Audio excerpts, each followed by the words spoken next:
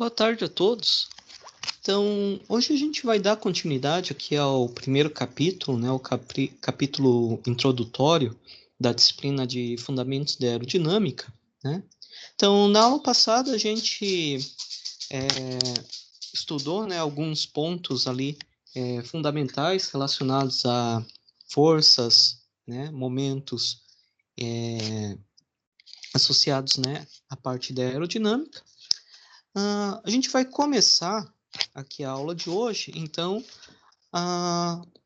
revisando aqui uma ferramenta bastante importante na mecânica dos fluidos, que é a chamada análise dimensional, né? Então, essa análise dimensional, ela serve basicamente para quê, né?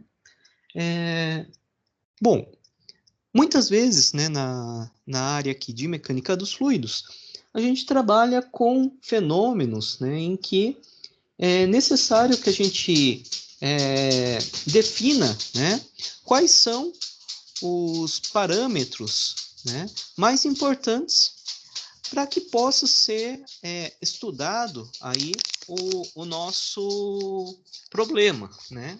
Então, de uma maneira geral, a gente verifica, né, quais são as variáveis, né, ou grupos que a gente chama aí grupos adimensionais, que acabam sendo fundamentais para que a gente possa replicar de uma certa forma, né, os resultados de um experimento, no caso de um projeto, né, um produto real, produto final real. Bom, então essa análise dimensional, né, ela apresenta diversas ferramentas aí possíveis de serem empregadas. Uma delas, né, é o chamado teorema Pi-Buckham, né? Então a gente vai ver como esse teorema, né, funciona.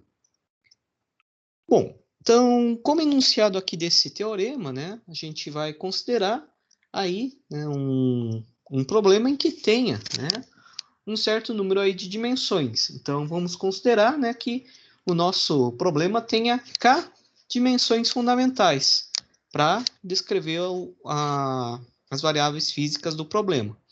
O que seriam essas variáveis aí, né, fundamentais, né?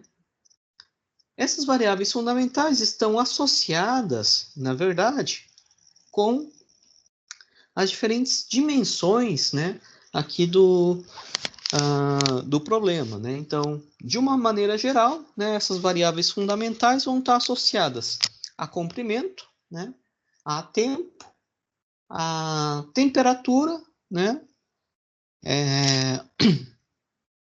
dependendo do problema, né, alguma unidade relacionada à corrente elétrica, né? Então, aí cada tipo aí, né, de problema ele vai ter algumas, né, dimensões aí fundamentais.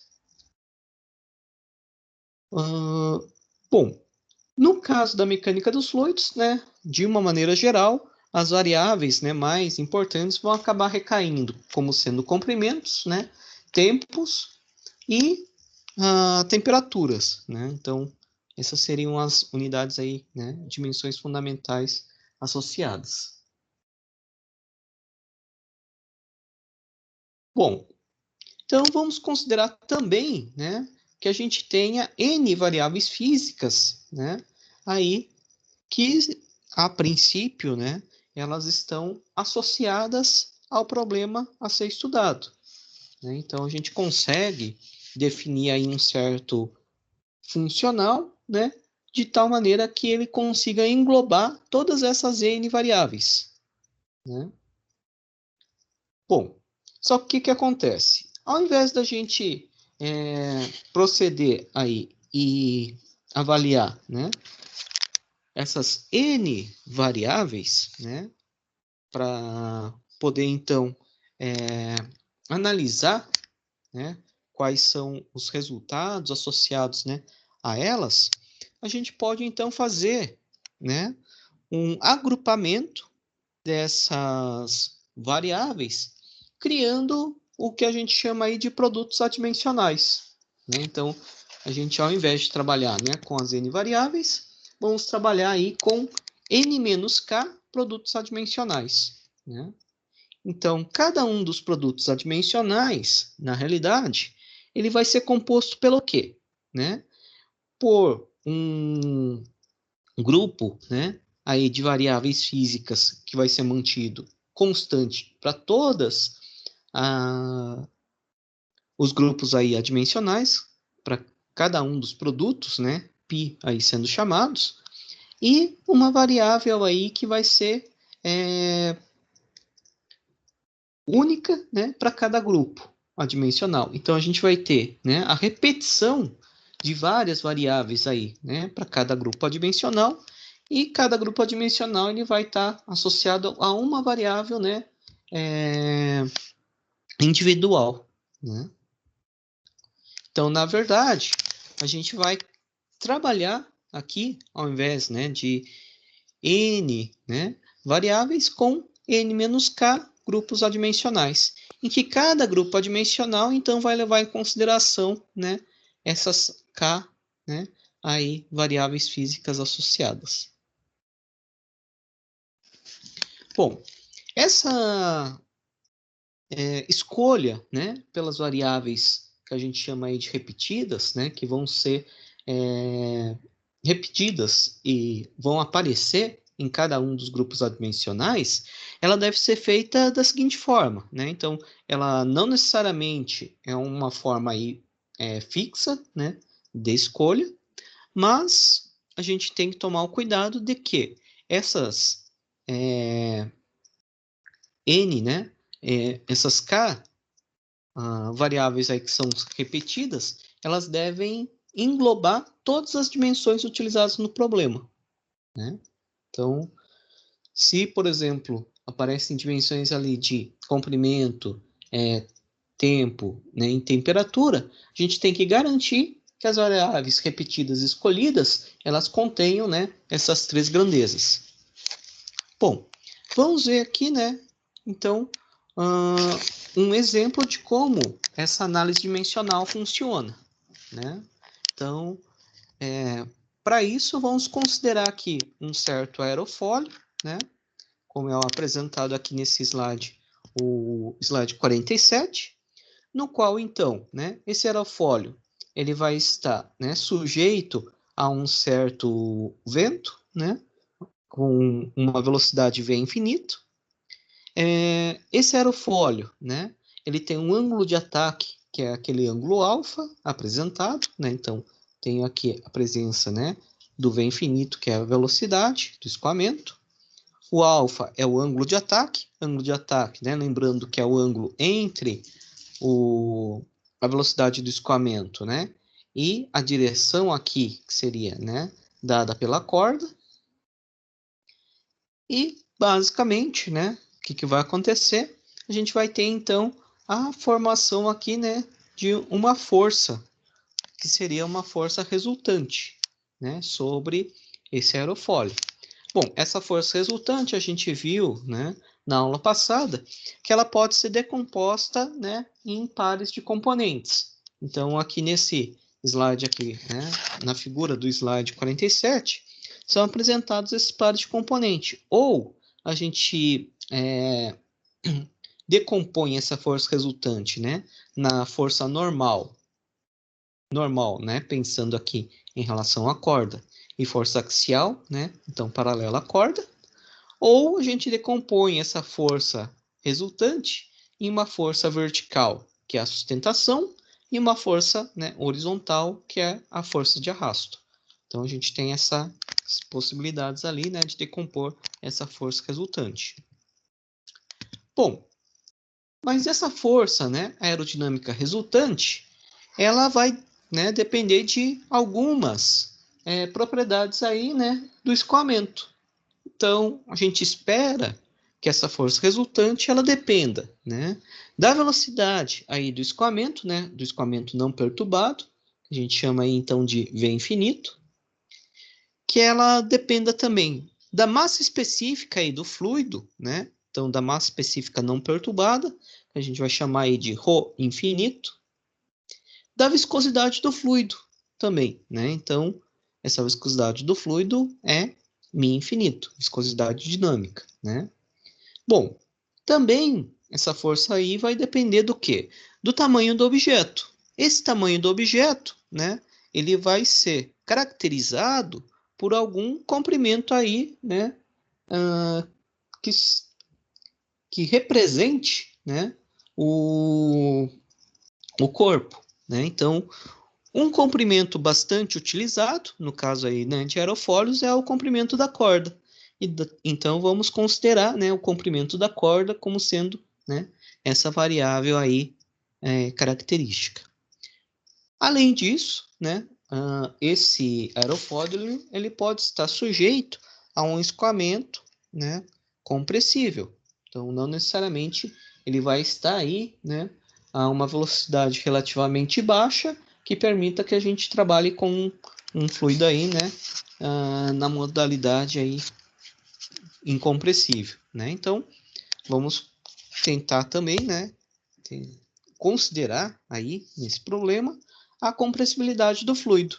E essa compressibilidade do fluido, ela está associada aí, na verdade, né, com a velocidade do som, né, do escoamento aí não perturbado.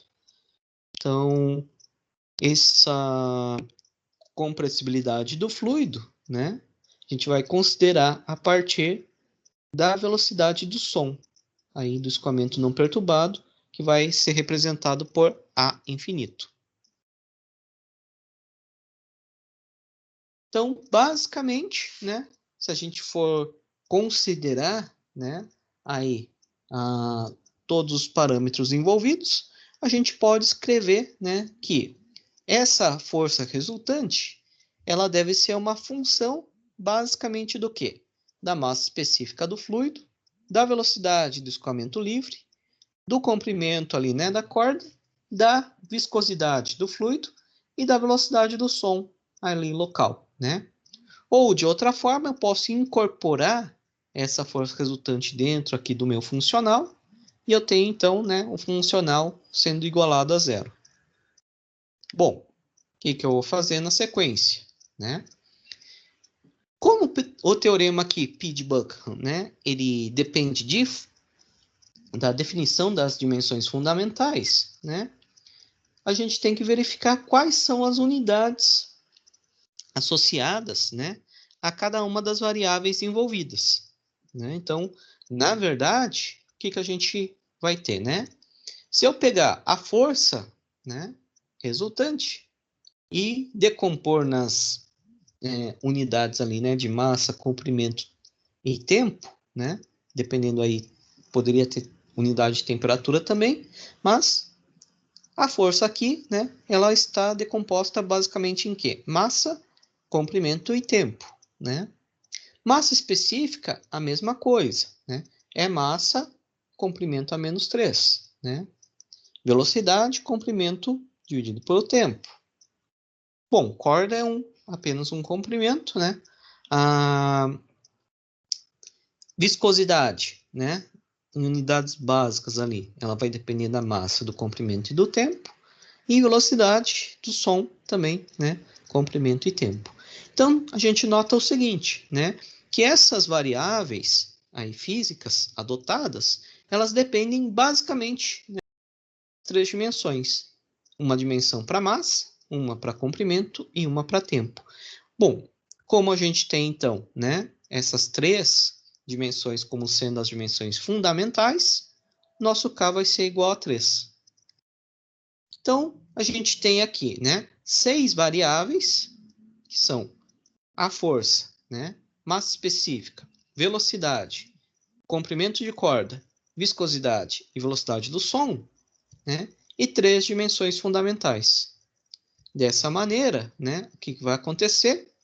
A gente vai ter N, né, que é 6, menos K, que é 3, nos fornecendo aqui, né, 3 produtos adimensionais. Então, a gente vai ter que escolher, né, aí grupos adimensionais tais que a gente possa, então, né, avaliar aqui, né, N menos K Então, 6 menos 3, aí os produtos adimensionais. Então, bom, como é que a gente vai escolher quais são as variáveis físicas, né, que devem ser repetidas? Essas variáveis, né, elas devem englobar as 3 unidades aqui, né, as 3 dimensões aqui repetidas. Então, eu posso escolher quaisquer, né, variáveis, desde que elas englobem, então, né, unidade de massa, de comprimento e de tempo. Né? Então, boa parte aqui, né, dessas variáveis, elas vão englobar as 3. Um exemplo que eu não poderia, né, por exemplo, considerar, seria se eu pegasse, né, como variáveis repetidas, a velocidade aqui, né, do escoamento, comprimento de corda e velocidade, né, do som. Se eu pegar essas três variáveis, o que acontece? Elas não englobam massa, né? Então, não seria possível eu trabalhar com essas 3 variáveis aqui como sendo repetidas, né? Agora, pegando quaisquer outras, né? Aí, qualquer outro conjunto, ele vai aparecer, né? Aqui, massa, comprimento e tempo. Então, não tem nenhum problema aí.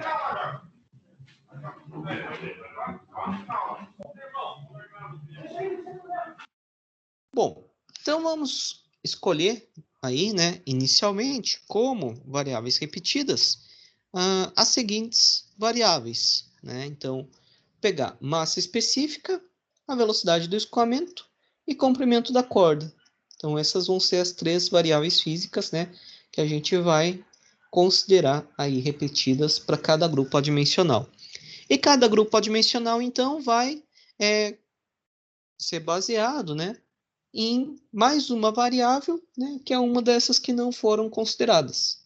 Né? Então, uma vai levar em consideração a força, a outra, né, a viscosidade, e a outra, né, a velocidade do som.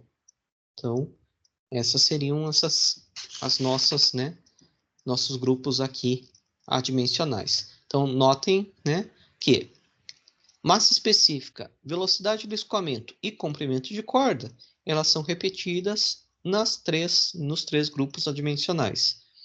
Daí, cada um deles vai levar em consideração uma outra variável, né, que é aquela não repetida.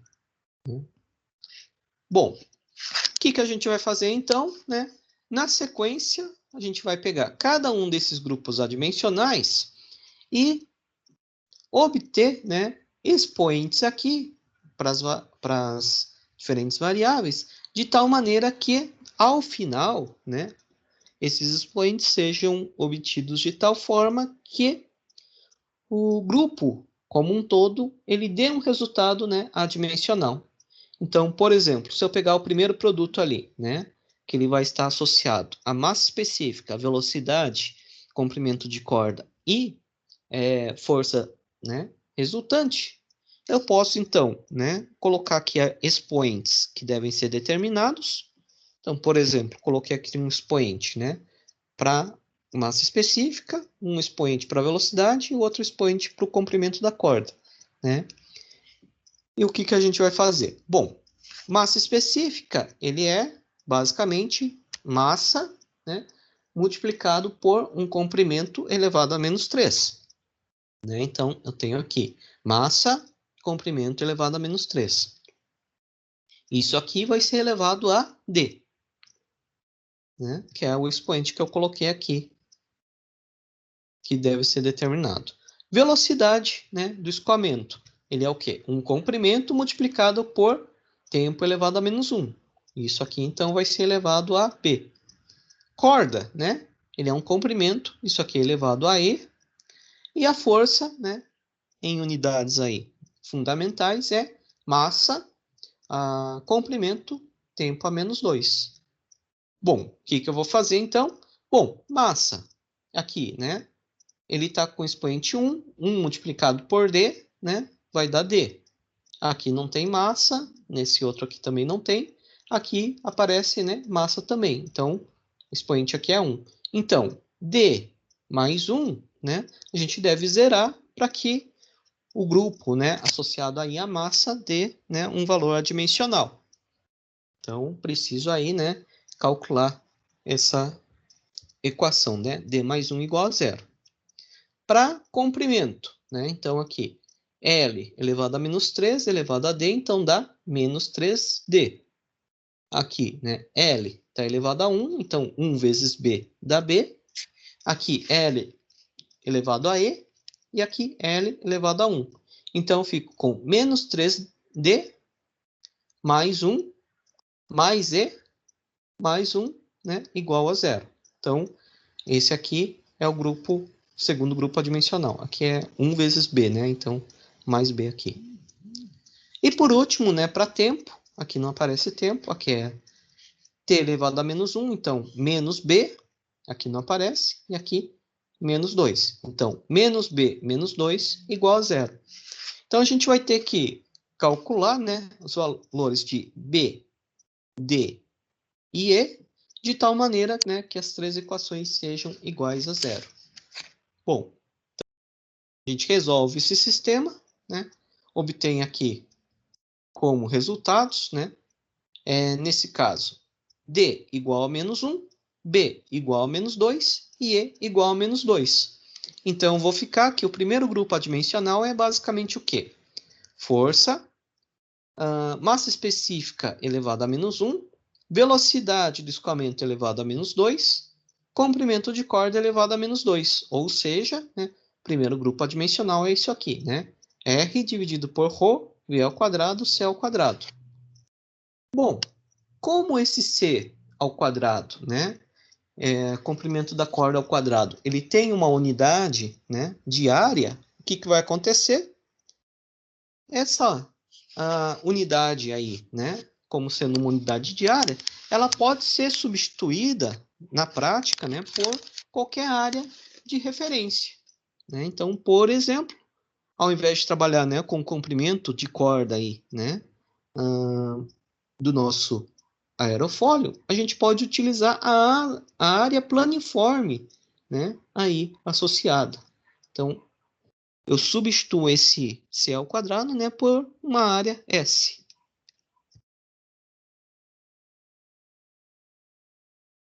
Então, nesse caso, né, eu ficaria aqui com S. Além disso, né, se eu trabalhar e multiplicar, né, o grupo adimensional por uma constante, a gente não vai ter alteração, né, do parâmetro como sendo adimensional. A gente tem uma certa alteração, né, do valor desse parâmetro, mas ele continua sendo um parâmetro adimensional. Então, por exemplo, eu posso multiplicar ali, né, o denominador por uma constante igual a meio, né? Então, eu ficaria ali com meio, né, de ρ v ao quadrado, ao invés de ter o c ao quadrado, né, eu substituir por s, e eu fico então com essa expressão ali de P1, π1, né? Então, o primeiro grupo adimensional é força resultante dividido por meio de ρ v ao quadrado s, mas esse meio de ρ v ao quadrado normalmente é chamado de pressão dinâmica, né? Então, esse meio de ρ v ao quadrado, né, ele ganha um outro nome, que é pressão dinâmica, simbolizado pela letra Q, né, aqui com índice infinito. Então, eu fico que o primeiro grupo adimensional seria o quê? Força, né, resultante dividido por uma pressão dinâmica multiplicado pela área aí, né, do nosso objeto. Então, esse grupo, na verdade, né, ele representa um coeficiente aqui, que seria o coeficiente de força. Então, a gente também poderia chamar, né, esse grupo P1, né, como sendo o coeficiente de força, um coeficiente CR. Bom, a gente vai repetir, né, esse procedimento para os demais grupos adimensionais. Então, por exemplo, né, para o segundo grupo adimensional, o π2, a gente vai ter, né, ρ, V infinito, C, e agora a variável que é modificada, né, a cada grupo adimensional, Nesse caso aqui, vamos escolher a viscosidade. Bom, eu vou, então, elevar, né, 3 desses parâmetros a expoentes. Então, nesse caso, foi escolhido ali, né, a velocidade, o comprimento da corda e viscosidade. Então, eu peguei ali, né, a massa específica, né, é m, L elevado a menos 3, velocidade, né, do escoamento, L tempo a menos 1, isso aí, então, vai ser elevado a h, comprimento da corda, né, ele é L, né, isso aí vai ser elevado a I, e viscosidade é massa, comprimento elevado a menos 1, tempo elevado a menos 1, isso aí elevado a 1J. Daqui, então, né, a gente vai gerar um sistema de equações que deve ser resolvido. Então, se eu pegar ali é para massa, né? Eu tenho a massa, aqui elevado a 1, né? O primeiro parâmetro. Aqui não aparece massa, não aparece massa, e aqui aparece massa elevado a 1 também, né? Só que se elevado a 1, depois é elevado a J. Então, fico 1 mais J tem que ser igual a 0, né? O segundo, né? Por exemplo, o comprimento. L a menos 3, aqui L elevado a 1, depois elevado a H, L elevado a 1, depois elevado a I, e L elevado a menos 1, depois a J. Então, eu fico com menos 3 mais H, mais I, menos J, isso aí deve ser igual a 0. E para tempo, né? Vai aparecer aqui, T elevado a menos 1, depois elevado a H, aqui não aparece, e aqui t elevado a menos 1, depois elevado a j. Então, eu fico com menos h, né, menos j igual a 0. Então, resolvendo o sistema aí de 3 equações a 3 incógnitas, a gente vai obter h igual a 1, i igual a 1, j igual a menos 1. Então, vai aparecer esse grupo aqui adimensional. Rho, V, C, dividido pela viscosidade. Só que esse grupo adimensional, né, ele é um grupo bastante famoso na mecânica dos fluidos, né?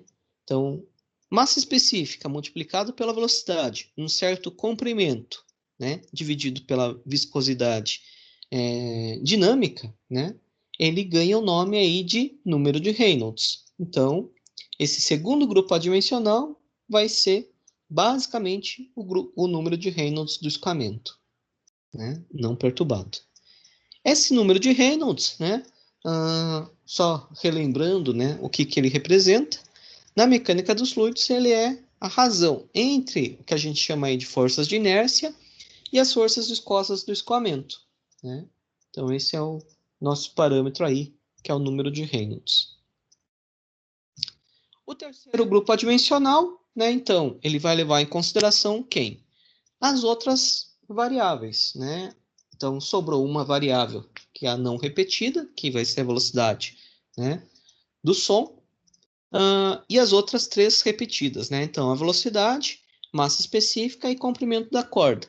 Então, vou pegar, né, e elevar 3 desses expoentes, 3 dessas variáveis, né, desses parâmetros a expoentes, pegar, levar cá, a comprimento da corda elevar a 1R e a velocidade do som elevar a 1S. Bom, então, velocidade, né, do escoamento livre é comprimento multiplicado pelo tempo elevado a menos 1. Massa específica, né, massa multiplicado por comprimento elevado a menos 3, isso aí vai ser elevado a K. Corda é um comprimento que vai ser elevado a R. Velocidade do som, comprimento multiplicado por tempo a menos 1, isso aí vai ser elevado a S.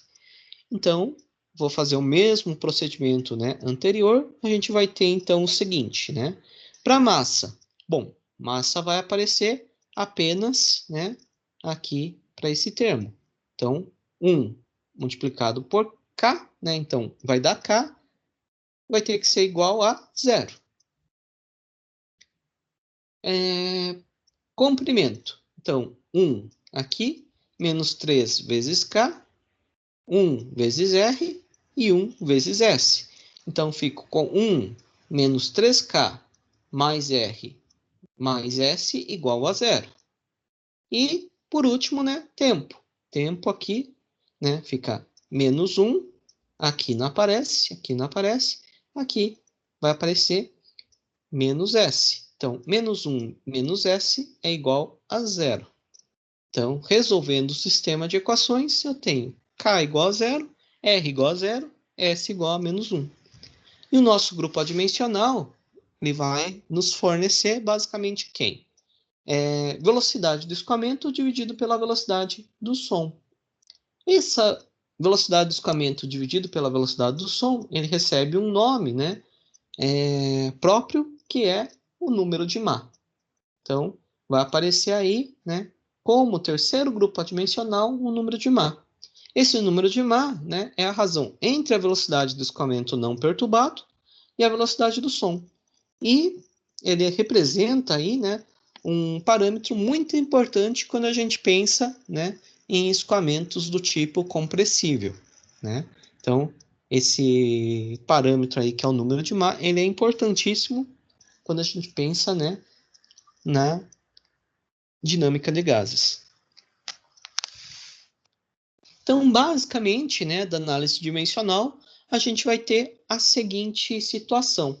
Então, a gente vai ter 3 grupos adimensionais, né, que vão estar listados nesse slide 61. Então, o nosso funcional agora, né, ele vai ser dependente do quê? Desse parâmetro aqui, né, R dividido por meio ρ V ao quadrado S. O segundo parâmetro, que é ρ V C dividido por μ. E a terceira, velocidade dividido pela velocidade do som. Bom, primeiro grupo aqui, né, ele é o coeficiente de força resultante. Segundo grupo, ele é o número de Reynolds. E o terceiro grupo é o número de Mach. Então, o nosso funcional, na prática, ele vai ser o quê? Ele vai estar dependente do coeficiente de força resultante, do número de Reynolds e do número de Mach. Ou seja, né, eu posso escrever, por exemplo, o coeficiente de força resultante em função do número de Reynolds e do número de Mach. Então, basicamente, né, o que a gente tem? Que a força resultante ela pode ser expressa em termos de um coeficiente de força adimensional. Né? Então, basicamente, a força resultante R que aparece, né, ela está dependente aqui, né, de um certo parâmetro adimensional. Em que esse parâmetro adimensional ela é uma função, né, apenas do número de Reynolds e do número de Mach. Então, a gente tem dependência apenas desses dois grupos adimensionais aí. Né? Bom, como, né, sustentação e arrasto são componentes da força resultante, né? Então, o procedimento, né, que foi feito, ele também é válido aí, né, para sustentação e para o arrasto. Então, basicamente, a gente tem que o coeficiente de sustentação e o coeficiente de arrasto são basicamente funções também do número de Reynolds e do número de Mach do escoamento, né? Então, são outros parâmetros que também, né, podem ser obtidos. Da mesma forma, se eu fosse trabalhar com a força axial e a força, né, normal. Então, também teria, né, que essas forças elas são funções de Reynolds e de Mach. Bom, de modo análogo também, né, a gente tem que o coeficiente de momento, né, ele pode ser obtido aí e vai nos fornecer que ele é uma função de Reynolds e Mach, né? E, bom, uma observação. Para essas análises, a gente considerou, né, que o ângulo de ataque ele é um ângulo fixo. Né? Então, em nenhum momento a gente considerou que esse ângulo pudesse ser variável. Se a gente tiver uma situação em que esse ângulo, né, ele é variável, o que vai acontecer? Basicamente, esses grupos aqui adimensionais, né, coeficiente de sustentação, coeficiente de arrasto, coeficiente, né, de momento, eles vão depender também do ângulo de ataque, né? Então, refazendo aí, né, as análises, a gente obteria aí que os parâmetros aí adimensionais, né, os grupos adimensionais, dependeriam também aí do ângulo de ataque.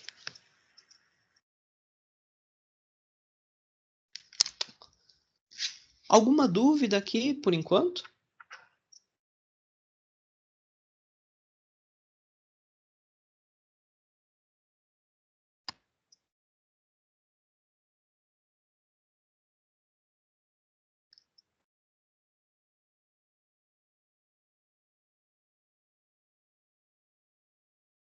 Bom, esses grupos adimensionais, né, então nos fornecem aí parâmetros que podem ser empregados, né, para que a gente possa replicar um certo fenômeno, né, em escala, né, escala maior ou escala menor, dependendo da situação, né. Então, é mais comum a gente trabalhar com escala reduzida do que numa escala ampliada, né? Mas dependendo da situação, pode ser que seja, né, importante a gente trabalhar com uma escala ampliada também.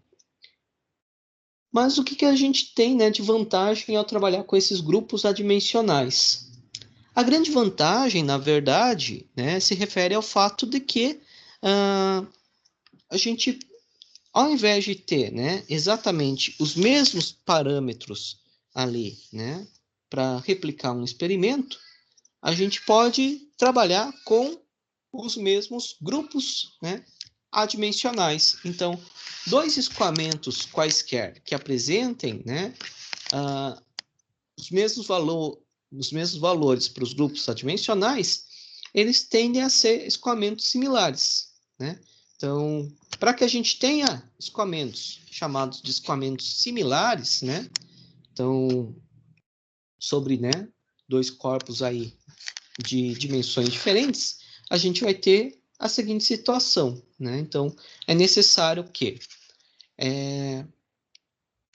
a gente obtenha linhas de corrente, né, geometricamente similares, né? Então, o que acontece? Quando a gente for trabalhar aí com escoamentos similares, né, a gente deve ter que a geometria associada, né, a esses escoamentos, ela deve ser semelhante, né, mudando apenas por um fator de escala, né? Então, eu teria que ter um fator aí de escala a ser considerado apenas, para que as linhas de corrente tenham, né, essa semelhança geométrica. Além disso, né, distribuições aí, né, de razões como velocidade sobre velocidade infinito, né, pressão sobre pressão infinito, temperatura sobre temperatura infinito, né? Ou seja, parâmetros aí que estão adimensionalizados, né? Então, através do campo de escoamento, devem ser iguais, né, quando plotados no mesmo sistema de coordenadas adimensional.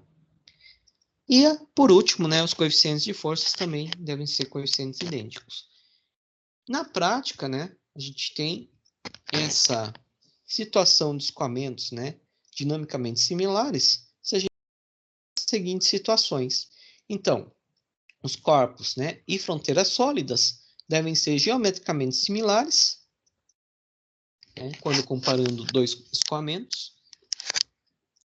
E os parâmetros de similaridades também são idênticos. O que são esses parâmetros de similaridade? São basicamente os grupos adimensionais considerados, né? Então, se a gente tiver, né, o mesmo perfil ali, né, de escoamento, o mesmo perfil, uma mudança apenas de escala, né, e grupos adimensionais idênticos, a gente vai ter, então, escoamentos similares, né. Bom, então o que a gente observa na aerodinâmica, né? Então, para grande parte das aplicações aí em aerodinâmica, né, apenas dois parâmetros acabam sendo, né, os parâmetros dominantes aí associados à aerodinâmica.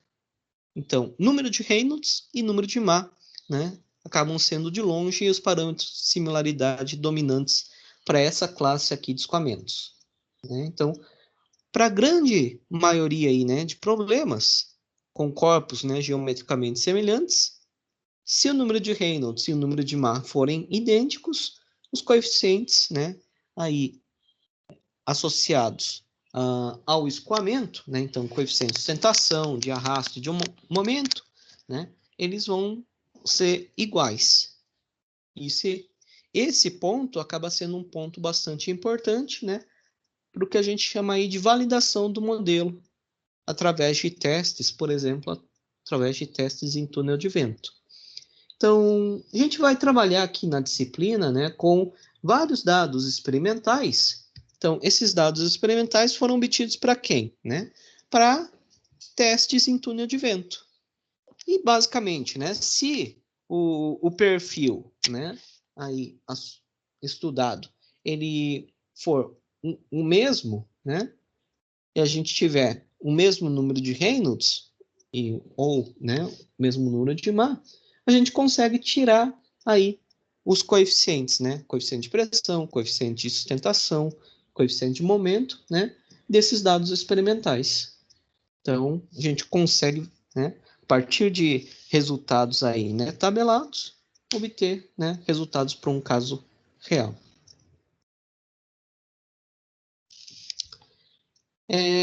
Dúvidas com relação à similaridade de escoamentos?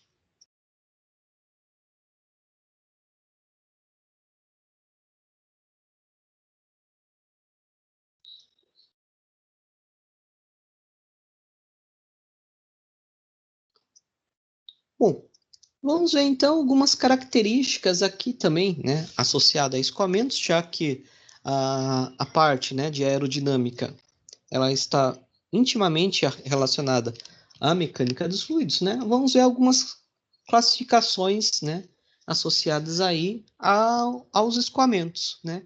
Primeira classificação aqui, né, é a diferença entre o que a gente chama aí de escoamento viscoso e escoamento invícido, né? Bom, o escoamento invícido, na prática, né, ele é uma idealização, né? Então, a gente, na prática, não existe um escoamento perfeitamente invícido. Por quê? Porque todos os fluidos existentes na natureza, eles possuem, por menor que seja, né, uma propriedade chamada de viscosidade, né? Então, o que vai acontecer? Todo fluido real, ele tem uma certa viscosidade, né? Então, o escoamento invícido ele acaba sendo uma situação, né, limite em que o número de Reynolds tende para o infinito, né? Mas o que acontece? Em muitos casos práticos, né, a gente consegue assumir, né, parte do escoamento como sendo invícido, mesmo que o número de Reynolds ele tenha um valor finito, né? Ele tenha aí um certo valor, né? Por quê? Porque na prática, né, o que vai acontecer? Os efeitos da viscosidade, eles acabam sendo, né, predominantes apenas em uma faixa muito pequena e próxima à superfície, né, ao contato entre o fluido e um sólido, né? É, essa fenomenologia, né, e o consequente conceito que foi apresentado, né, se deve aqui aos estudos de Prandtl, né, no início do século XX, e essa região, né, em que os efeitos viscosos acabam se tornando, né, importantes, é o que a gente chama aí de camada limite, né? Então, basicamente, né, aí em 1904, 1905, né, Prandtl ele apresentou esse modelo, né, essa teoria que a gente chama hoje de teoria de camada limite, no qual, né, ele separou o escoamento em duas regiões. Uma, basicamente, né, invícida, então a grande porção ali do escoamento ela é considerada invícida, e uma pequena parcela do escoamento próxima à superfície do corpo é uma região, então, em que existem, né, esses efeitos viscosos de forma, né, bastante atuantes, e é dentro dessa região que a gente tem, então, a camada limite. Né? Então, basicamente é isso que a gente tem aqui nesse slide, né, o 69. Então, o escoamento fora da camada limite, ele é basicamente um escoamento invíscido. Dentro da camada limite é o escoamento viscoso, né? Essa camada limite, geralmente, ela vai ser uma porção fina aí do escoamento, né? Bom, em alguns pontos, né, essa teoria acaba sendo um pouco modificada, por exemplo, nas situações em que ocorre o chamado descolamento de camada limite. Então, nessa situação, forma-se ali uma esteira, né, chamada de esteira viscosa, que daí ela modifica bastante o perfil aí de escoamento. Contudo, né, quando a gente não tem esse descolamento de camada limite, né, a gente consegue então trabalhar com essa divisão do escoamento em duas parcelas. Uma, né, invíscida, a outra viscosa. Então, aqui no slide 70, daí a gente tem duas situações em que são formadas esteiras, né, viscosas. Então, há a separação da camada limite e forma-se então uma região chamada de esteira. Então, por exemplo, um aerofólio aí, né, com ângulo de ataque muito elevado, a gente pode observar aí a formação de uma esteira. A mesma coisa com um corpo, né, mais rombudo, que a gente chama aqui, como o caso aqui de um cilindro. Então, também há a tendência de se formar aqui a separação de camada limite e a formação de uma esteira viscosa, né? Então, essas são situações, né, em que essa teoria daí de camada limite falha, né? Então, a gente não consegue trabalhar de uma forma a contento, né, somente com essa teoria de camada limite. Mas em situações em que não existe aí o descolamento, né, essa teoria é bastante interessante, né, e nos permite trabalhar aí, né, com o escoamento de uma forma bem mais simples, simplificada. Né? Bom, além disso, né, aí, qual que é as vantagens aí de se trabalhar com escoamento, né, do tipo invícido? O equacionamento, né, associado ao escoamento invícido é um equacionamento bem mais simples do que aquele associado ao escoamento viscoso. Né? Então, por isso que, se for possível, né, é mais interessante trabalhar aí com um modelo, né, de escoamento invícido. Escoamentos também invícidos, eles nos fornecem aí, né, resultados bastante próximos dos reais, no caso aí de algumas forças, como a força e o, né, coeficiente aí de sustentação. Então, para forças, para coeficientes de sustentação, a gente tem aí, né, resultados bastante interessantes ao se trabalhar com um modelo invícido. Já outras forças e outros coeficientes, como os coeficientes ali, né, de arrasto, eles dependem bastante daí também da viscosidade. Por isso que modelos viscosos daí seriam mais importantes ali, né, mais interessantes. Bom, outra classificação de escoamentos, né? Então, a gente pode ter aí, né, uma classe de escoamentos chamada de escoamentos incompressíveis, outra classe de escoamentos chamada de escoamentos compressíveis, né? Então, na prática, né, o que existe? Todo fluido ele vai sofrer uma certa variação de massa específica quando ocorre uma variação de pressão, né? Então, na prática, o que ocorre é que todo escoamento real ele é um escoamento compressível. Só que, né, essa variação de massa, dos valores da massa específica, em geral, são pequenos, né? Desde que a variação, né, a gente tem algumas condições sendo satisfeitas, né? Então, por exemplo, No caso de líquidos, né? Escoamento aí de líquidos. Pequenas variações, grandes variações de pressão acabam originando pequenas variações de massa específica, né? Então, de uma forma geral, o que vai acontecer? A gente modela os líquidos como sendo, como fornecendo aí, né, escoamentos incompressíveis. Já no caso de gases, a gente tem que tomar um pouco mais de cuidado, né? Por quê? Porque no caso de gases, né, a gente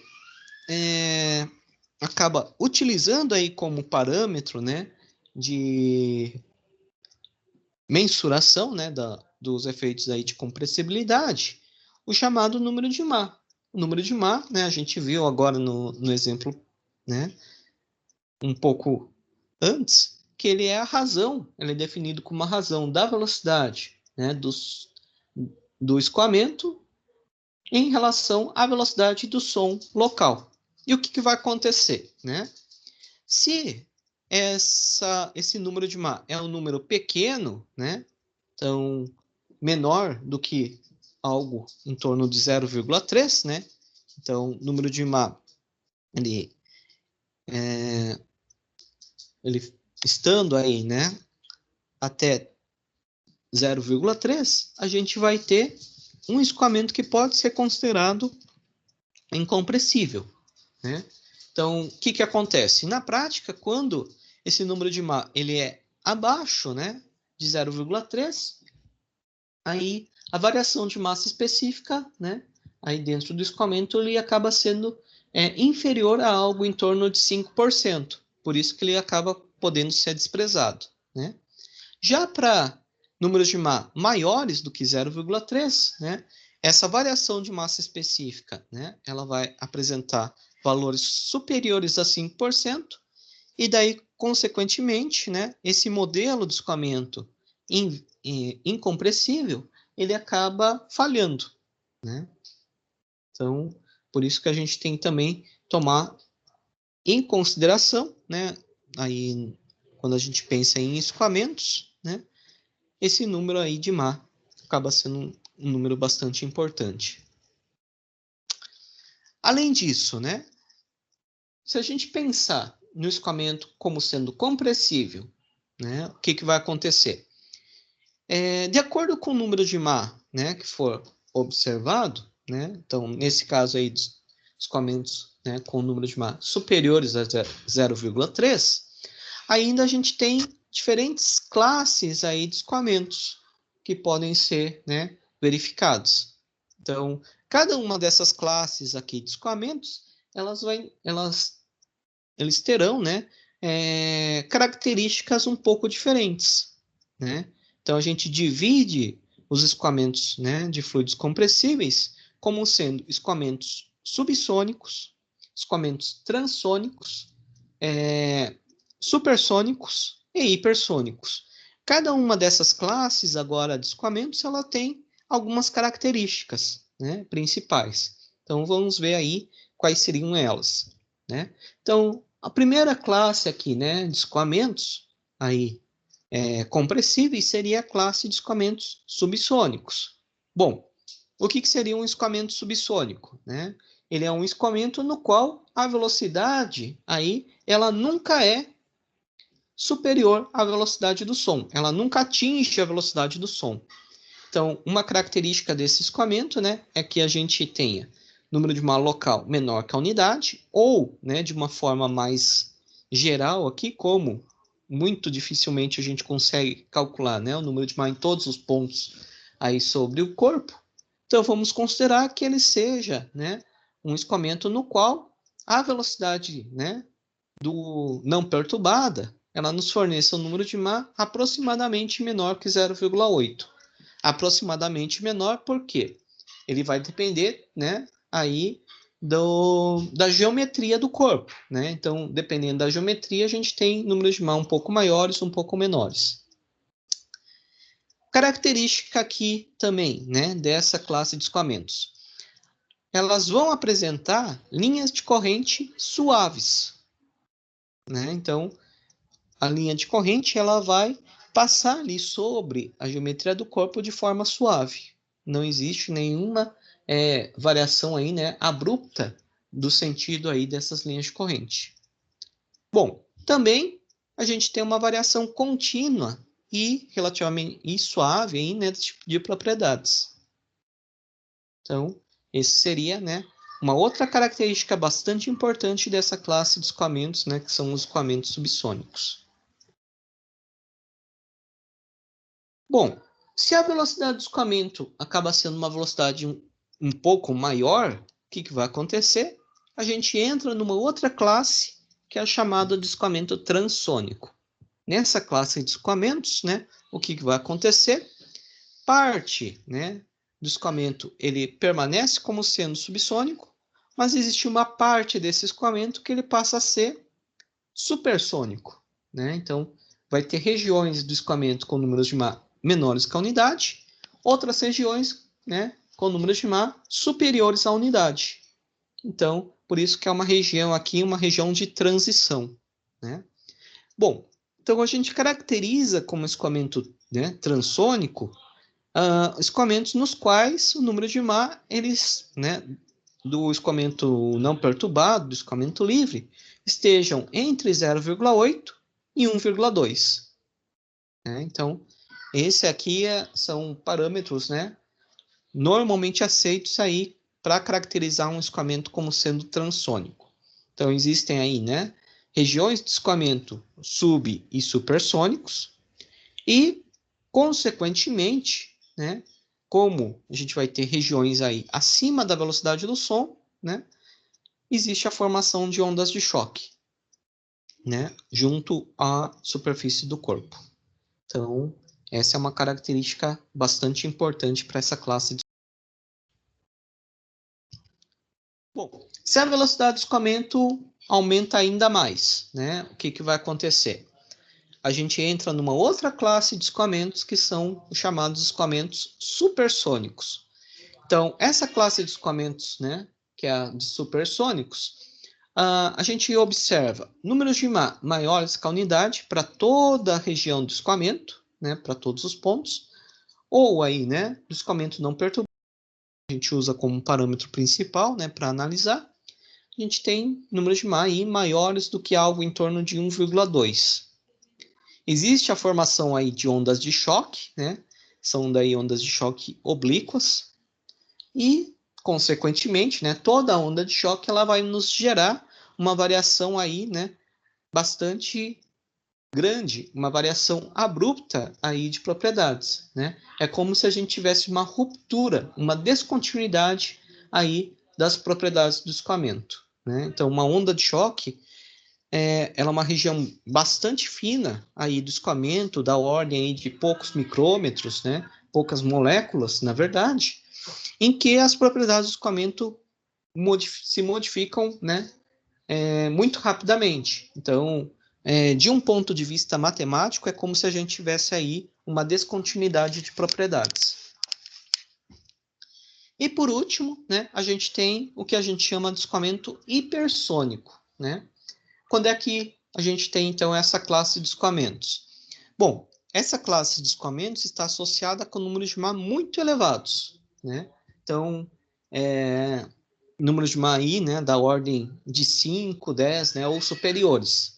O que vai acontecer com esses números de Mach, na verdade, né? As ondas de choque que no escoamento supersônico, né, elas estão relativamente longe da superfície do corpo. Para um escoamento hipersônico, elas se aproximam demais dessa superfície.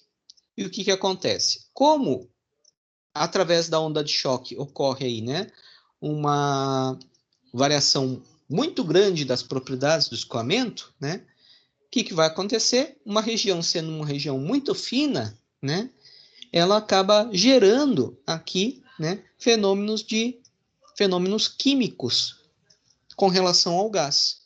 Então, a gente observa ou fenômenos aí, né, de dissociação de um gás, ou mesmo, né, de ionização desse gás junto à superfície do corpo.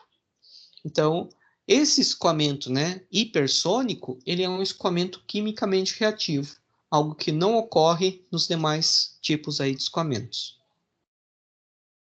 Então, essas 4 classes, né? Escoamentos subsônicos, transônicos, supersônicos e hipersônicos, né? São as classes de escoamento aí compressíveis.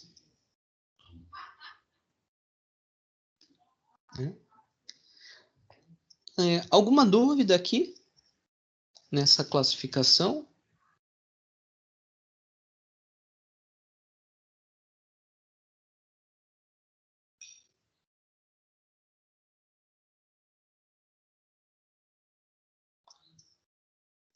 Bom, voltando então, né, à parte ali de escoamentos, né, viscosos, vamos dar então um pequeno enfoque na questão aí, né, da camada limite na teoria aí proposta, né, por Prandtl.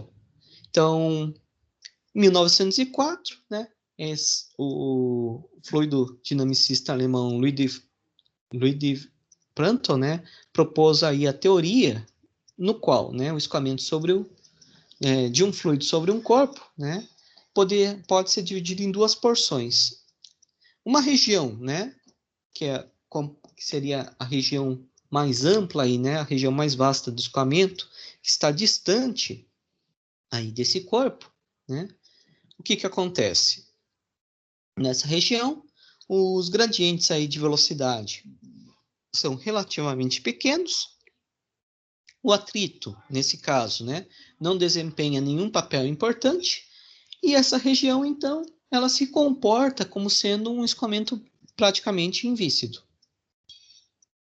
Já, né, numa outra porção, né, bastante fina e próxima à superfície, o que acontece? É nessa região que são observados os gradientes de velocidade. Bom, região de gradiente de velocidade, né, então a gente tem aí, né, atrito sendo, né, representando aí um papel importante.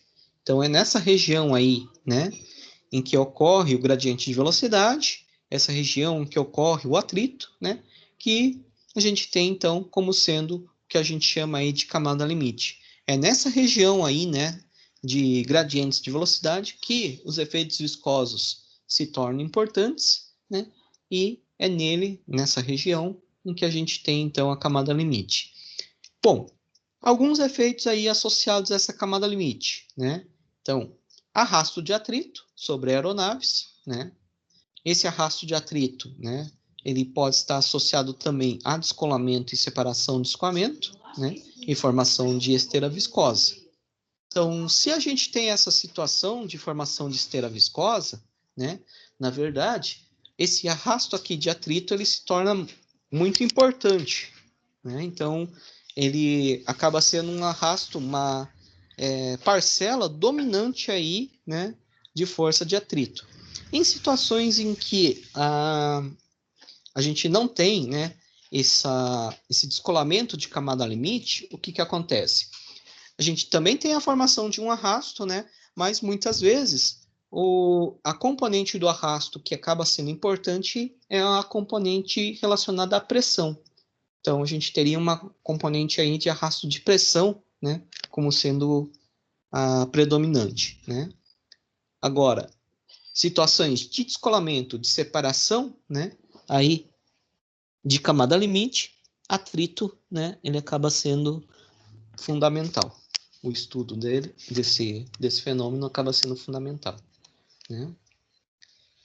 Um outro ponto importante, né, que a gente deve considerar é o seguinte: se a gente considerar um escoamento, né, como sendo invícido, né, condição de contorno sobre uma superfície sólida, como é que ela vai ser tratada, né?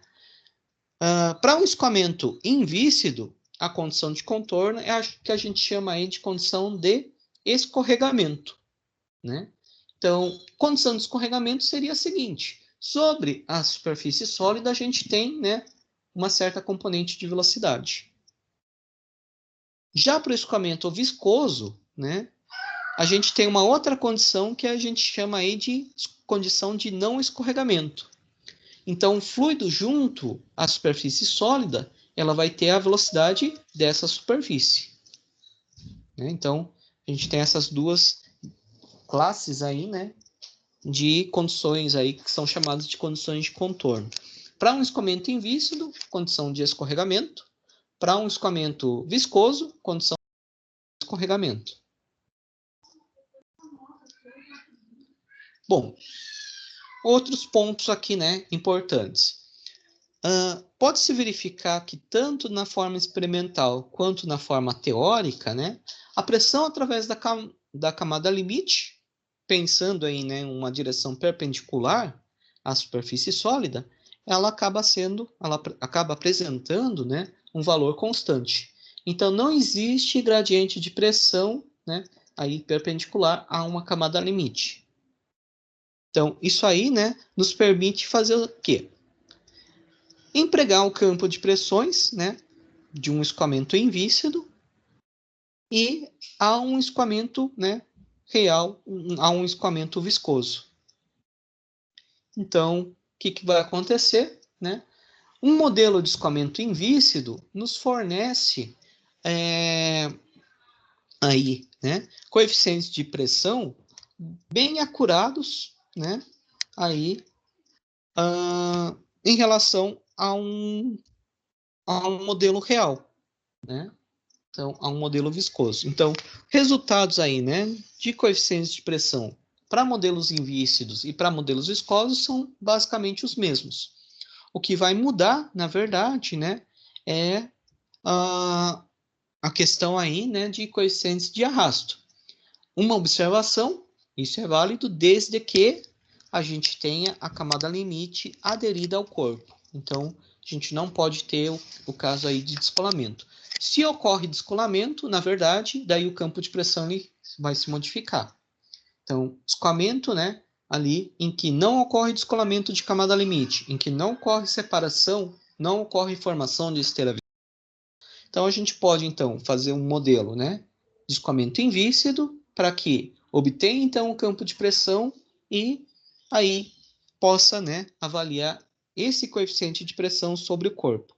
Esse coeficiente de pressão nos fornece, né, entre outras coisas, principalmente a parte de sustentação, né? Ela acaba sendo a componente principal aí da sustentação. Bom, condição de não escorregamento, né, também é válida quando se avalia aí o perfil de temperatura dentro da camada limite, né? Então, a presença aí, né, da camada limite também nos faz modelar, né, aí a questão do que a gente chama aí de camada limite térmica, né? Então, dentro daí da camada limite, né, essa temperatura, na verdade, ela acaba sendo modelada a partir de duas componentes, né? Dois mecanismos aí. Uma parcela, ela advém, né, de uma condução de calor e uma outra parcela é relacionada à dissipação viscosa. Dissipação viscosa, né? Por quê? Porque efeitos viscosos, eles tendem a converter a energia que está na forma, né, de energia cinética em energia térmica, né? Então, há a conversão de parte de energia cinética, né, em energia térmica. Por isso que dentro da camada limite a gente tem aquele gradiente de velocidades, né?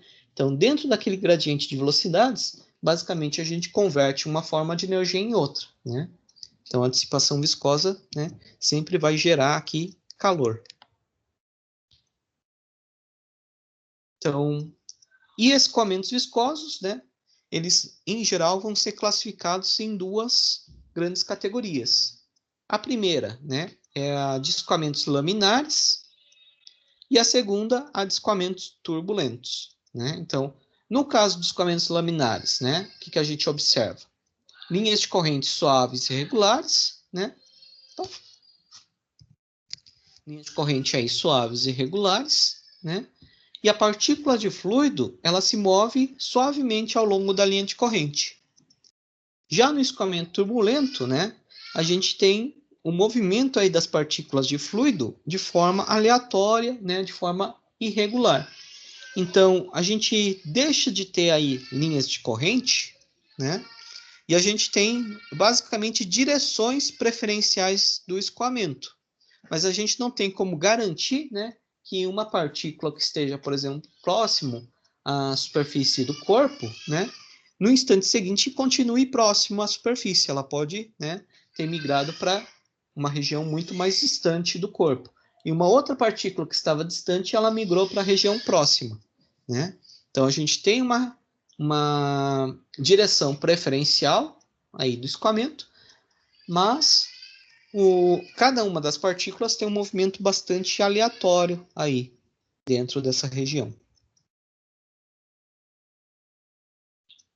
Alguma dúvida aqui, por enquanto?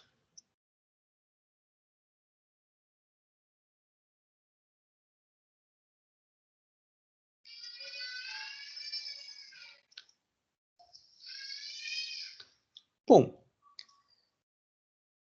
vamos apresentar então, né, aqui também alguns coeficientes aerodinâmicos, né, alguns valores aqui e como esses coeficientes variam aí com relação a parâmetros, né? Então, pergunta aqui que a gente faz, né, nesse slide 83 é o seguinte: então, quais são os valores típicos do coeficiente de arrasto, né, para diferentes configurações aerodinâmicas? Né? Então, dependendo do formato do corpo, a gente vai ter um coeficiente aí, né, diferente, né, de arrasto. Além disso, esse coeficiente de arrasto vai depender não só do formato do corpo, mas de uma série de características, né, aí do escoamento. Então, o que a gente tem aí, né? Bom, ali da análise dimensional, basicamente a gente tem, né, o seguinte: o coeficiente de arrasto, ele acaba sendo, né, uma função do número de Reynolds e do número de Mach, né? Então, essa é uma característica, né, aí desse coeficiente. Mas a gente tem a seguinte situação aqui, né? Se a gente tem um escoamento a baixas velocidades, né? Então, o que vai acontecer? Baixas velocidades, número de Mach é baixo, né? Então, para essa classe de escoamentos, né, aí de baixa velocidade, a gente pode considerar o escoamento como sendo incompressível. Sendo o escoamento incompressível, né, basicamente, o coeficiente de arrasto ele vai ser função, então, apenas do número de Reynolds. Né? Então, o número de Reynolds acaba sendo o parâmetro importante aí, né, para essa classe de escoamentos. Então, vamos ver aqui, né, para escoamentos, né, caracterizados como sendo incompressíveis, como seriam aí os coeficientes de arrasto associados. Então, uma situação limite, né, aqui. Então, nesse slide aqui, 84, a figura, né, A, que é a figura aqui acima, a gente tem uma placa plana, né, perpendicular ao escoamento. Né? Então, essa seria uma situação aqui limite. Né? O que vai acontecer, por exemplo, aqui, para um número de Reynolds aqui da ordem de 10 elevado à quinta. Então, o escoamento ele vai atingir essa placa. Bom, essa placa, né, ela vai impedir aqui o escoamento em si. E atrás dessa região da placa ocorre então um descolamento aí total, né, de camada limite. Forma-se aqui uma esteira viscosa, né, bastante pronunciada. Então, essa situação aqui da placa vertical, né, aí perpendicular ao escoamento, é uma situação limite que nos fornece então um coeficiente aqui, né, de arrasto igual a 2. Uma outra situação, né? Uma outra geometria. Então, ao invés de trabalhar aí com uma geometria como uma placa, né, vertical, eu vou ter aqui um cilindro, né? Então, esse cilindro tem um diâmetro D, aqui a placa, né, tem uma altura D, né, também. Aqui o escoamento também é mantido com o número de Reynolds de 10 elevado à quinta. O que vai acontecer? Bom, o escoamento ele vai tentar, né, contornar esse cilindro, mas, né, ele não vai conseguir contornar completamente. Então, vai existir um certo ponto em que ocorre também o descolamento aqui de camada limite e forma-se uma esteira viscosa. Né? Então, a gente nota aqui essa região aqui que seria a formação da esteira viscosa. Então, o que vai acontecer? Bom, essa geometria aqui também vai nos fornecer um coeficiente de arrasto elevado, né? Mas não tão elevado quanto aí da placa plana vertical, né? Perpendicular ao escoamento. Então, nesse caso aqui, o coeficiente de arrasto é de 1,2. Agora, o que acontece se, ao invés de um cilindro, eu tivesse uma estrutura aqui, né? Com uma aerodinâmica melhor. Então, algo próximo aí a um aerofólio, né? Uma geometria de aerofólio. O que vai acontecer nessa situação aqui, né? Então, esse corpo, né? Vamos considerar que ele tenha, né, uma espessura máxima também igual a D, né? O escoamento, por essa geometria, né, ser uma geometria mais aerodinâmica, né, vai nos fornecer um escoamento, né, com um grau de descolamento muito menor. Então, a gente vai ter, né, pode ter aí a separação do escoamento, mas ela forma uma esteira muito pequena. Nessa situação, então, também com o número de reinos de 10 elevado à quinta, o que vai acontecer? A gente tem aí um coeficiente, né, de arrasto de 0,12. Então, é um coeficiente de arrasto muito menor, né, do que os coeficientes anteriores. Situação D, né? Aqui a gente tem um cilindro com um diâmetro muito menor, né, do que os anteriores. Diâmetro aqui da ordem de 1/10, né, do diâmetro anterior. E aqui um número de Reynolds inferior. O que acontece nessa situação, né? Para essa situação, também observa-se a separação do escoamento, né, sobre a superfície do cilindro. E o coeficiente de arrasto, basicamente, ele também tem aí um valor de 1,2. E uma última situação, né? A gente pega o cilindro ali, né, anterior, original, mas pega o escoamento e acelera, atingindo o número de Reynolds mais elevado. Então, o número de Reynolds aí da ordem de 10 elevado a 7. O que vai acontecer nessa situação, né? Como a velocidade do escoamento ela aumenta, né? Ela tem uma energia cinética aqui maior. Isso aí faz com que a gente tenha um retardo aqui do descolamento de camada limite. Então, a gente tem uma maior energia, né? Manter a camada limite mais próxima da superfície do corpo por uma região mais extensa. Consequentemente, né, a região de separação ela vai ocorrer, né, mais aqui a jusante, mais próxima, né, do final do cilindro, e o coeficiente de arrasto, né, ele sofre uma certa redução. Então, nesse caso aqui, ele está com um coeficiente de 0,6. Então, basicamente, o que a gente tem nessas situações, né? A placa plana, ela tem, né, orientada perpendicularmente ao escoamento, ela apresenta o maior coeficiente de arrasto possível, né, entre qualquer configuração convencional, coeficiente de arrasto igual a 2, né? Para cilindros, né, coeficiente de arrasto, ele acaba sendo relativamente independente do número de Reynolds para um intervalo entre 10 elevado a 4 e 10 elevado a 5, né? Então, para essa região ali, né, de 10 a quarta a 10 a quinta, o número de Reynolds é basicamente indiferente, né, para que a gente obtenha aí o coeficiente de arrasto, né? Então, para geometrias semelhantes, o valor de coeficiente de arrasto é basicamente o mesmo. Já para números de Reynolds mais elevados do que esses aqui, né, o que vai acontecer? A formação da esteira turbulenta acaba sendo, né, feita de uma forma, né, posterior. Então, a gente observa a formação da esteira turbulenta ainda, mas ela ocorre numa porção aí mais ajusante, uma porção posterior aí do cilindro.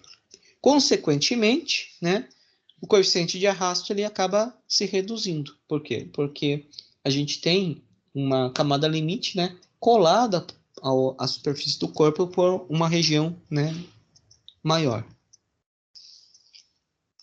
Então, arrasto, né, aerodinâmico sobre qualquer corpo, né? Ele é composto por duas parcelas. Uma é arrasto de pressão outro arrasto de atrito, né? Essa separação entre arrasto de pressão e arrasto de atrito, né, ela acaba sendo interessante para que a gente analise aí os fenômenos aerodinâmicos, né? Então, a gente separa essas duas porções para que a gente possa, então, estudar de uma maneira, né, mais aprofundada, né, os efeitos aerodinâmicos. Então, para essas mesmas geometrias, né, aqui são apresentados esses arrastos. Bom, o que a gente tem aqui, né? Placa plana perpendicular ao escoamento, né? Esse aqui é o arrasto, né? Força de arrasto. O que acontece? A maior parte do arrasto, ela se deve ao chamado arrasto de atrito, né? Arrasto aqui de pressão. Por quê? Porque a diferença entre a pressão, né, na frente do escoamento e atrás, ela é muito elevada, muito mais elevada. Então, nessa situação da placa plana, né, aqui, a gente tem, então, uma pressão muito elevada na frente e uma pressão muito baixa aqui atrás, o que faz com que a maior parte do arrasto se deva, né, aqui à diferença de pressão. Arrasto de atrito, né, é uma porção muito pequena. Nessa região aqui agora, né, no cilindro. Bom, também tem a formação aí da esteira viscosa, do descolamento, né? Então, a pressão aqui nessa região da esteira é muito menor do que a pressão na região dianteira. Também, então, né, a parcela, né, predominante aí do arrasto acaba sendo a parcela de pressão e não de atrito. Nesse outro corpo, né, aqui, em que a gente minimiza o descolamento, né, da camada limite, o que vai acontecer? Nessa situação, né, de um formato, de um perfil aerodinâmico, né, melhor, a gente vai observar, né, uma situação um pouco diferente das anteriores. Então, com uma região de separação menor, né, o arrasto de atrito ele se torna, né, mais importante do que o arrasto de pressão. Então, perfis, né, aerodinâmicos normalmente são projetados de tal maneira que a gente minimize, né, aí a formação da esteira viscosa, né, o descolamento aí da camada limite. E, consequentemente, então, né, a gente vai ter como parcela, né, fundamental aí do arrasto a parcela de atrito, né, e não a parcela de pressão. Na situação em que, né, ocorra esse descolamento de camada limite, a gente daí tem, né, um aumento aí importante, né, abrupto aí do arrasto, né, e também vai ter, consequentemente, uma queda aí da sustentação, né. Então, a gente entra numa situação que a gente chama aí de stall, né, stall aerodinâmico. Então, o stall, né, aerodinâmico, ele corresponde a uma situação em que a separação de camada limite, né? Então, forma-se aí uma esteira, né, aí viscosa, né, e perde-se sustentação e aumenta-se muito o arrasto. Na situação, né, do cilindro aqui menor, o que vai acontecer? Bom, a gente nota o seguinte, o arrasto total, né, dos dois corpos aqui, né, do corpo aerodinâmico e do cilindro, ele é o mesmo. Só que a composição do arrasto é diferente. Então, no caso desse cilindro menor, né, a gente tem como parcela fundamental, né, mais importante aí do arrasto, a parcela aí de pressão, né? E por último, né, aqui o cilindro, né, com número de Reynolds mais elevado, né, aí o coeficiente de arrasto, né, ele foi diminuído, mas como força total de arrasto, a gente observa o seguinte, né, que ela vai aumentar e a parcela principal também vai ser a pressão, né, que essa região da esteira ela tem uma pressão muito menor do que a pressão aqui observada na região dianteira, né, do cilindro. Então, quando a gente pensa aí, né, em corpos aerodinâmicos, a gente tem, então, dois formatos genéricos aí, né, que devem ser considerados. O primeiro que a gente chama de corpos combudos. Para os corpos combudos, né, então, a principal parcela do arrasto se deve, né, à parcela de pressão. E a segunda classe aqui, né, de corpos são chamados de corpos aerodinâmicos, nos quais, né, a parcela principal do arrasto se deve ao atrito viscoso, né, desde que a gente não tenha o fenômeno do stall, né. Então, para um corpo aerodinâmico, né, a maior parcela aí do arrasto se deve ao atrito, né, e não à pressão. Bom, se a gente considerar aí, né, então, uma placa plana, né, com ângulo de ataque nulo, então, nesse caso aqui, não seria uma placa, né, perpendicular ao escoamento, mas seria uma placa paralela a esse escoamento, a gente teria o seguinte, né, a gente pode calcular aí o coeficiente de atrito, né, coeficiente de atrito de Fano, dado pela seguinte expressão, então, é a força de atrito, que é o D, né, dividido pela pressão, pressão dinâmica, né, o Q infinito, multiplicado por S, que é uma área de referência. Né? E essa área de referência normalmente é a área planiforme aí dessa placa. Né? Essa área planiforme, né, então ela pode ser calculada basicamente como sendo comprimento de corda multiplicado, né, por uma profundidade aí, normalmente profundidade unitária quando a gente pensa aí, né, em um corpo bidimensional. E aqui então, né, a gente tem esse comportamento do coeficiente de atrito para uma placa plana, né? Então aqui escoamento, né, horizontal, a placa está na horizontal, né? Como seria então esse comportamento do coeficiente de atrito? Então a gente nota que tem, né, uma certa região do escoamento que a gente chama de escoamento laminar, tem um comportamento praticamente aqui linear. Existe uma outra parcela aqui, né, de dados. Esses pontos aqui são pontos experimentais, né? Seria correspondente ao escoamento turbulento. Entre escoamento laminar e escoamento turbulento existem então vários pontos aqui, né? Que seriam aquela classe de escoamentos de transição, né? Regime de transição sempre é um regime mais problemático para a gente, né? Então, de uma forma geral, para o regime de transição, a gente não tem uma teoria, né, fechada aí que possa ser utilizada sempre. Então, basicamente, que características que a gente tem aí para o coeficiente de arrasto de Fano, né? Então, esse coeficiente varia fortemente com o número de Reynolds, né? Considerando aí, né, para o número de Reynolds o comprimento aí característico como sendo a corda da placa. Esse coeficiente, né, depende fortemente do escoamento C, considerado como laminar ou turbulento, né? E ele tem aí, né, uma magnitude variando entre 0,001 e 0,01, né, para uma ampla faixa aí de números de Reynolds. Aqui, né, um perfil, né, NACA, então um perfil aí de aerofólio, né, e qual seria o comportamento, né, de um coeficiente de sustentação, né? Então, o comportamento típico aqui de coeficiente de sustentação para um perfil, né, de um aerofólio seria parecido com esse apresentado, né? Aqui, ele vai ter uma certa região em que um comportamento, né, do coeficiente de sustentação é praticamente linear, né? Então, eu aumento o ângulo de ataque, aumento, né, esse coeficiente de sustentação. Existe um certo ponto que a gente tem, né, um valor máximo de sustentação. A partir, né, desse ponto, se eu aumentar ainda mais o ângulo de ataque, o que vai acontecer? O escoamento ele vai tender a descolar da superfície do aerofólio.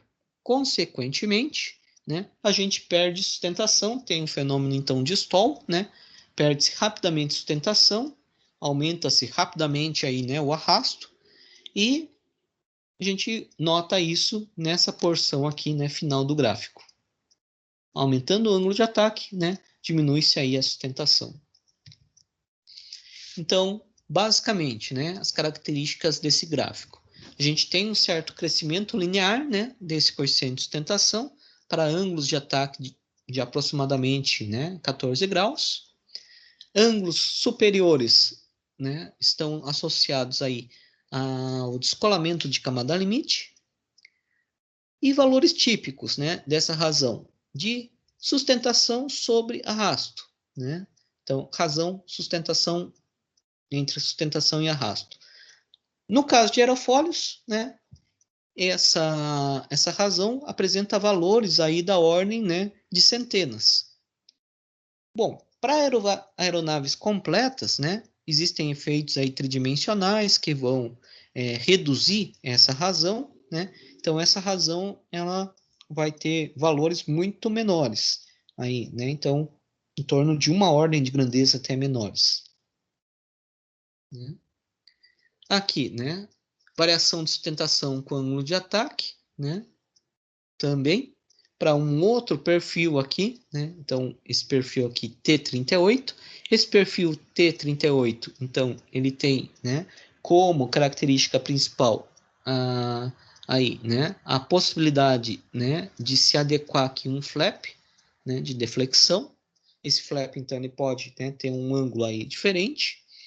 E mudando esse ângulo do flap, a gente então modifica, né, o perfil aerodinâmico, modifica o coeficiente de sustentação observado. Né? Alguma dúvida?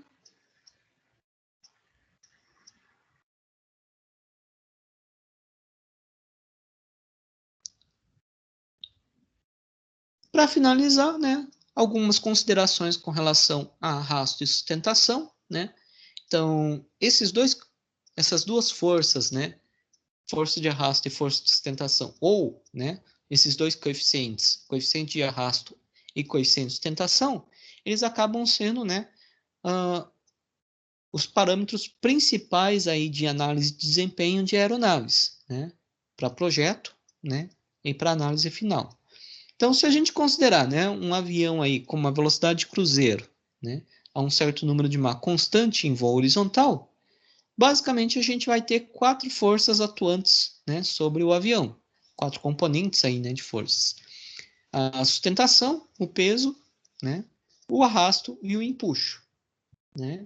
Então, basicamente, né, na vertical, a gente tem, né,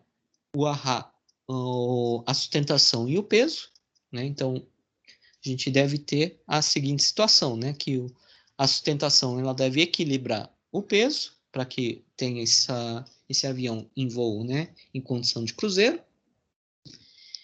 E em condição de cruzeiro também, né, a gente vai ter a seguinte situação, em que a coeficiente de, né, a força de arrasto, né, ela deve ser igualada, né, pelo empuxo. Né? Então, a gente tem essas duas igualdades que devem ser observadas. Sustentação igual a peso, né? Arrasto igual a empuxo. Para velocidade de cruzeiros convencionais, né, essa razão entre a sustentação e o arrasto, né, é da ordem de 15 a 20. Né? Nessa situação, né, nessas condições, a menor velocidade aí possível, né, para a qual o avião ele deve manter um voo em regime permanente é a chamada velocidade de stall, né? Então a gente vai ter o seguinte, né? Essa velocidade de stall, ela pode ser definida a partir do coeficiente de sustentação. Coeficiente de sustentação, força de sustentação dividido por, né, pressão dinâmica vezes uma área, né? Bom, como a força de sustentação ela deve ser equilibrada pelo peso, então substituo aqui por peso. Pressão dinâmica é o quê? Rho V ao quadrado dividido por 2. Então, tenho essa expressão aqui. Dessa expressão, eu posso, então, isolar a velocidade do escoamento, né? Me fornecendo, então, a velocidade aqui de stall, né? Nessa velocidade de stall, né? Então, tem o peso da aeronave, né? Massa específica aí do fluido, a área, né, planiforme, e o coeficiente de sustentação, que seria o coeficiente máximo aí possível, né? Já a máxima velocidade em que o avião, né, ele pode alcançar é determinada então pelo coeficiente de arrasto. Então, essa velocidade, ela vem então, né? O coeficiente de arrasto é o quê? Força de arrasto dividido pela pressão dinâmica vezes uma área. Bom, a pressão dinâmica, a força de arrasto, ela deve ser equilibrada pelo empuxo, né? Então, empuxo dividido pela pressão dinâmica vezes a área. Pressão dinâmica é o quê? Massa específica, velocidade ao quadrado dividido por 2. Então, tenho, né, essa expressão aqui, coeficiente de arrasto, ele é 2 vezes, né, o empuxo dividido pela massa específica, velocidade ao quadrado vezes uma área. Se eu isolar a velocidade, né, eu obtenho essa expressão aqui, que depende do coeficiente de arrasto, né? Então, considerando empuxo máximo, né, a velocidade máxima depende, né, do coeficiente aí de arrasto mínimo.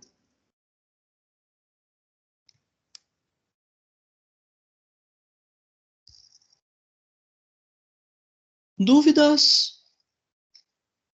Questões?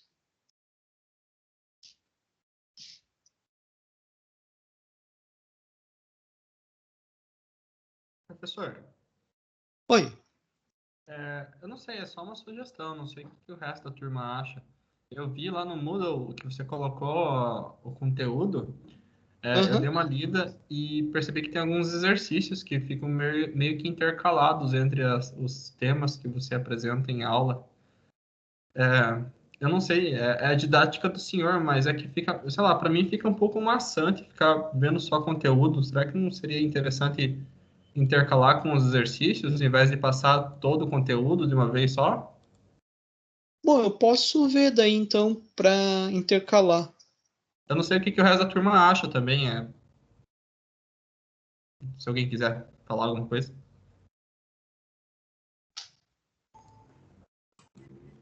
Eu acho que seria Colocar um interessante exercício também. no meio seria interessante, dar a gente vai conseguir se situar um pouquinho melhor também junto ao conteúdo, ter um norte para as atividades avaliativas aí.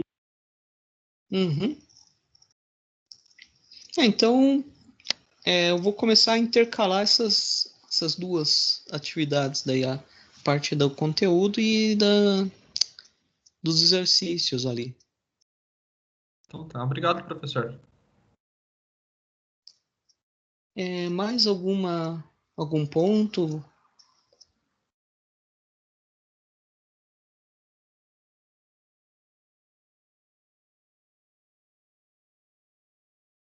Bom, então eu finalizo por aqui por hoje. Desejo a todos aí uma boa noite e um bom resto aí de semana. Até a próxima quarta-feira. Valeu, professor. Obrigado. Até mais, professor. Boa noite, professor. Boa noite. Boa noite. Professor. Boa noite, professor. Valeu, professor. Boa noite. Boa noite.